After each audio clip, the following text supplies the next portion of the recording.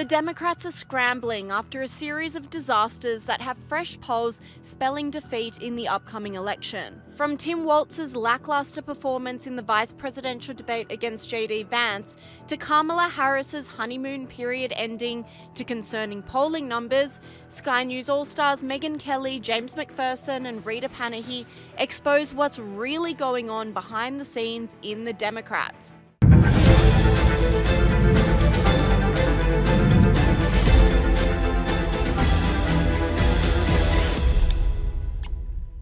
With only weeks to go until the US presidential election, the Democrats are in a panic.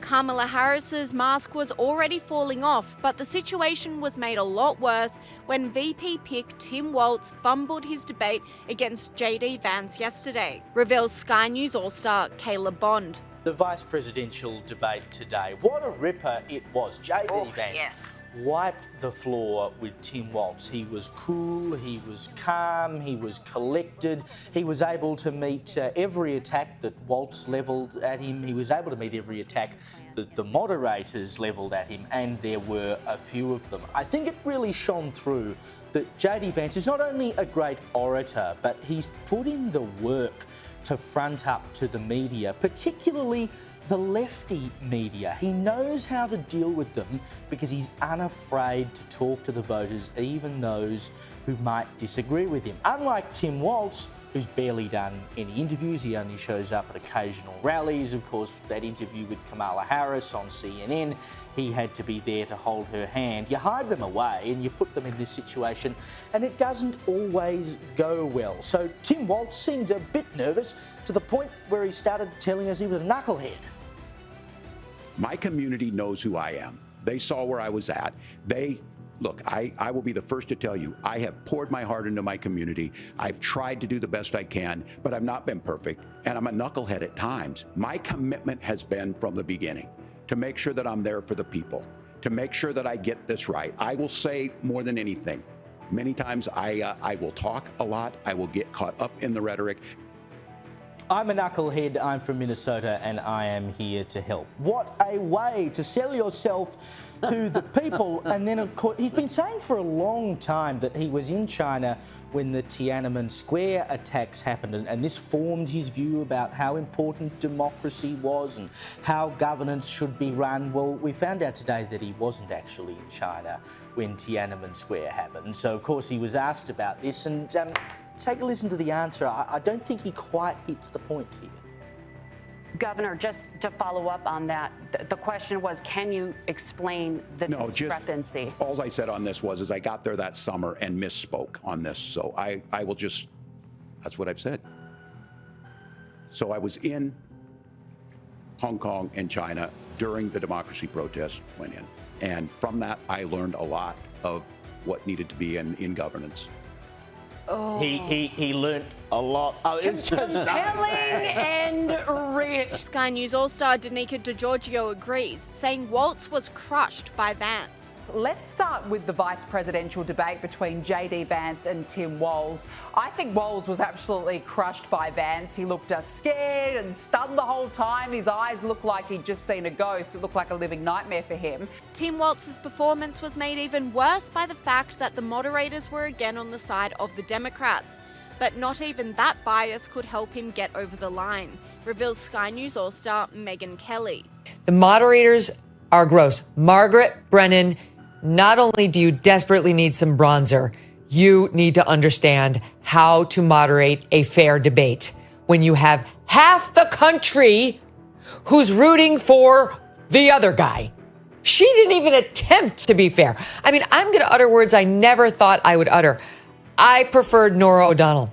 Actually, oh my God. But even the most rusted-on Democrats were forced to admit Tim Walz's failures during the debate. I think there was a clear lack of preparation and execution here on Walz's part. I think actually it's the opposite. I think he had too much preparation. Maybe, yeah. He had so many lines that he was clearly trying to say that he didn't listen and said when JD Vance said one of the many things he really hit Kamala Harris on, not Tim Walz, but Kamala Harris, he didn't respond because he clearly had things in his mind. I think the lack of interviews that he has done with national media, with local media, it showed. He needed more reps.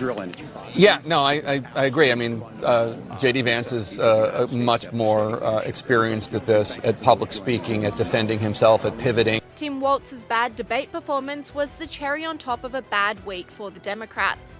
His running mate Kamala Harris suffered some embarrassing blows during live interviews, which showed the world who the would-be president truly is, reveals Sky News All-Star Rita Panahi. And I regret to inform you now that Kamala is back at it, back with the word salads, the non-answers, the endless references to her childhood when asked serious questions about the economy and small business. Just listen to this mess. Moving forward for people who are living paycheck to paycheck and struggling for groceries and rent and homeowners. So, look, I grew up, so my sister and I were raised by our mother. We lived for a long time in an apartment on top of a child care center. That child care center was actually owned by a woman who lived 2 doors down from us, Mrs. Shelton, who was, by all of our accounts and feelings, our second mother. She helped raise us. And so she was a small business owner. So I'll start with the small business, and congratulations on what you guys have done. I, from a child, knew who our small business owners are, right? So she knew from when she was a child what a small business owner was because she knew one. Great. What has that got to do with anything? Maybe there will be an answer to a straightforward question in this next bit. Fingers crossed. I mean, you're business leaders, but you're also civic leaders. You take seriously your voice and how you can mentor, how you can grow, right? Communities and the sense of communities. I love our small businesses. And so a lot of my work in terms of building and growing the economy has focused on small businesses. And my vision overall is we need to build an opportunity economy in which we increase opportunity for all, including small business owners. So I've been responsible for billions of dollars more now going into our community banks because they're in the community and then they know who's in the community and where the talent is and who's doing good in the community, what the community wants. Yes, community banks, they're in the community. For the community, yeah. Spending billions, that sounds a bit like communism. Doesn't sound like she has any idea about small business. Kamala Harris was also slammed for her photo ops at the southern border, despite not having been there for 3 years, reveals Sky News All-Star James Macpherson. Democrats at the next election, who cares what it does to the fabric of American society? And of course, the great irony on top of all that we've just talked about is Kamala Harris is now repositioning herself to be the one to save the day and to secure the border and make sure everything is going to be okay, despite the fact she's been in charge for the last 3.5 years and done absolutely nothing. But the rebranding of Kamala continues apace. She recently released a tweet. How's this for gaslighting the American public? As Attorney General of California, I prosecuted transnational criminal organisations that trafficked guns, drugs and human beings. I know the importance of safety and security, especially at our border. She could have added in brackets, which is why I allowed 13,000 murderers into the country. But she continued, today, I love this, today I visited the US-Mexico border. Hasn't been there much while she's been vice president, but today, yeah, with an election looming, she visited and spoke with Customs and Border Protection officials about our progress to secure our border and disrupt the flow of illegal fentanyl into our nation. And I can tell you, the Border Patrol officials were so thankful for her visit, so encouraged by it, and they are full of optimism that this represents a new day for the United States, as represented by this tweet from the Border Patrol Union. Get a go, look at this. This is their response.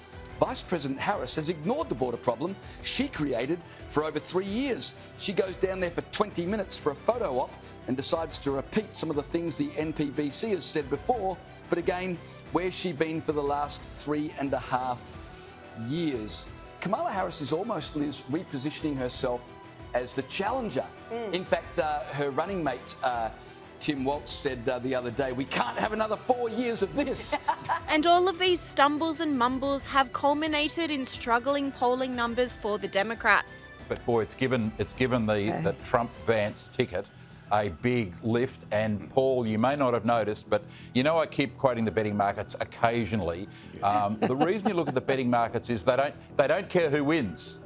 They're not biased. They don't give a stuff who wins. It's all about the money. So you look at them and, it's not like a CNN poll or a CNN show or whatever where it's, they're trying to pump up this one or that one. They're trying to pump up the Democrats.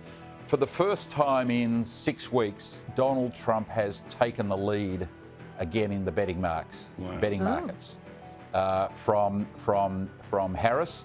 Not so much because of the debate, but because of what's happening in the Middle East, in my opinion, where they think you've got on the one hand a San Francisco liberal and a football coach. That's one mob, and then you got that nasty Donald Trump and a very serious player in Vance on the other hand. So what is happening in world geopolitics is affecting the vote in America, and as I said, Trump is now favourite to win.